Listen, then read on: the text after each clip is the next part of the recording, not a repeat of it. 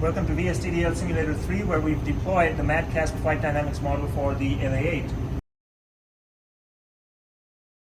So our simulator uses a couple of computers which are networked together. This computer over here is the MSC, or the Master Simulation Computer, and that's where we've deployed the LA-8 flight dynamics model in MADCASP. So this over here is MADCASP, which is running in real time, driving an exterior visualization of the airplane.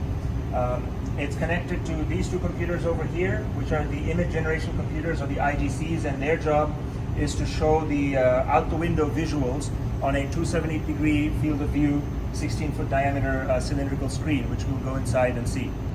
The MADCASP model that we've got today is running at 90 Hertz, or 90 solutions of the flight model per second.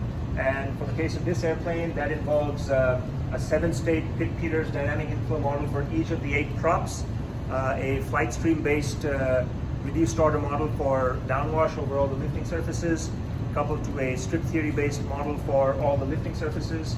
And all of those forces and moments are being solved using a 6-degree of freedom rigid body simulation model. Now we're inside Sim 3, which is based on a Diamond BA40 cabin section.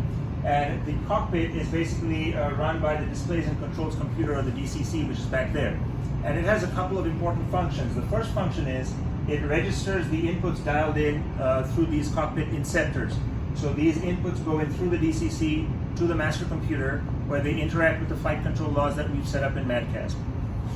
Flight states that are computed by MADCASP are also used to drive these instrument displays in the cockpit. So you see a primary flight display, a map, and a synoptic display. So these are all driven by states that are computed by the MADCASP flight dynamics model.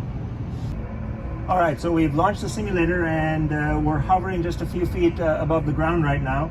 So I'll talk a little bit about the flight control laws that we've set up for hovering, or vertical flight mode, and forward flight mode. So the inceptors that I've got are a stick, so it has a long axis input and a lateral axis input. I've got pedals, and I've got throttle.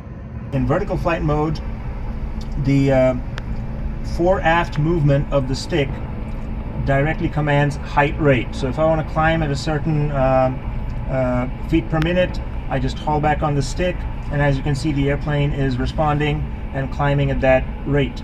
If I then let go of the stick, it'll get rid of the climb rate and get back into a hover. If I displace the stick laterally, I'm commanding directly a lateral velocity. So if I want to sidestep in one direction or the other, all I have to do is push the stick laterally, and I'm commanding a sideways velocity. If I want to stop, I just let go. As you can see, the aircraft is banking the other way, and it's going to come to a stop. Turn rate in vertical flight mode is commanded using the rudder pedal. So if I want to point in that direction, for instance, I kick the right rudder pedal, and as you can see, the airplane is turning to the right, and if I center the pedals again, it kills off the turn rate, and I've got my new direction. I'm turning on a dime basically, and then if I let go or center the pedals, then the turn stops. As we start transitioning, these flight control laws change from the vertical flight mode flight control laws to the forward flight mode flight control laws, and we'll see that in an instant. So now let's transition to forward flight mode, and let's make it a climbing transition. I pull back on the stick to command a climb rate, and I push the throttle forward in order to set the commanded velocity. So here I've set about 135 knots on a climbing flight path. And so if you look at the synoptic, you'll get an idea of what's going on. So as you can see, the wings are moving to their forward flight position. This happens automatically. There's nothing that the pilot has to do. The wings are moving in order to maintain, try to maintain a level deck. And as you can see, if you look at the propellers over here, the blade pitch setting is increasing as the propellers have to take a bigger bite out of the air. All right, now you see the aft wing has gone to its forward flight position of 0, but the front wing is used as a trimming surface in forward flight. So it's going to work itself up and down in order to maintain pitch trim. As you can see over here, we've almost reached our requested 135 knots, and transition is complete.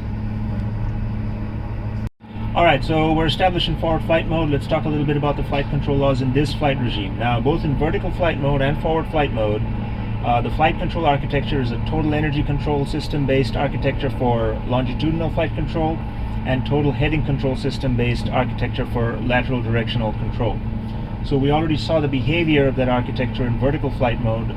Let's look at what it does in forward flight mode. Okay, so in vertical flight mode, fore aft stick inputs commanded vertical speed directly. In forward flight mode, they command flight path angle rate.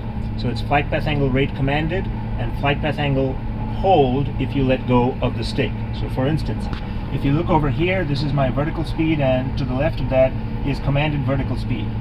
If I want to climb up at say 1500 foot per minute, I pull back on the stick to set a flight path angle rate until that rate gives me 1500 foot per minute, and then I center the stick. And as you can see, the airplane is now pitching up to attain the requested vertical speed. If I want to level out, I push the stick forward and zero out the commanded vertical speed, and as you can see, the airplane pitches down in order to level out. Now for side to side or lateral movements of the stick, these command turn rate directly. So if I want to turn to the right and I displace the stick to the right, what I'm doing is I'm commanding a turn rate. The aircraft will calculate the appropriate bank angle in order to achieve that turn rate, and the total heading control system will then apply coordinated control surface inputs in order to achieve a coordinated turn. If I now want to stop turning, I just have to center the stick. And as you can see, the aircraft is rolling out back into straight line flight. If I want to control speed, I do that using this throttle lever over here. So if I push it forward, what I'm doing is actually I'm increasing my commanded forward speed. So I went from 135 to 155. And if you look at the synoptic over here, you'll see, if you look at the blade pitch angle of all the props, you'll see that they're gradually increasing in order to get a bigger bite out of the air to generate more thrust to accelerate the aircraft. And meanwhile, the elevons on the aircraft are also working as needed in order to maintain a horizontal flight path. So if you look at the PFD over here, you'll see we've almost reached our commanded speed. And this is the total energy control system at work. Finally, the pedals, they don't really have much of a use in forward flight because turns are auto-coordinated. But in forward flight, the pedals directly command a side slip angle. So for instance, if I were to kick the right rudder pedal all the way in, I'm commanding the airplane to attain a side slip going in that direction. Some people would call this a forward slip. So if you look at the synoptic over here, you'll see we've got a cross-controlled situation where the rudders are deflected in one direction and the elevons are deflected in order to bank the airplane in the other direction, thus yielding a cross-controlled slip. If I now center the rudder pedals, the aircraft will get rid of that cross-controlled situation and return to coordinated straight line flight. And this is happening courtesy of the total heading control system.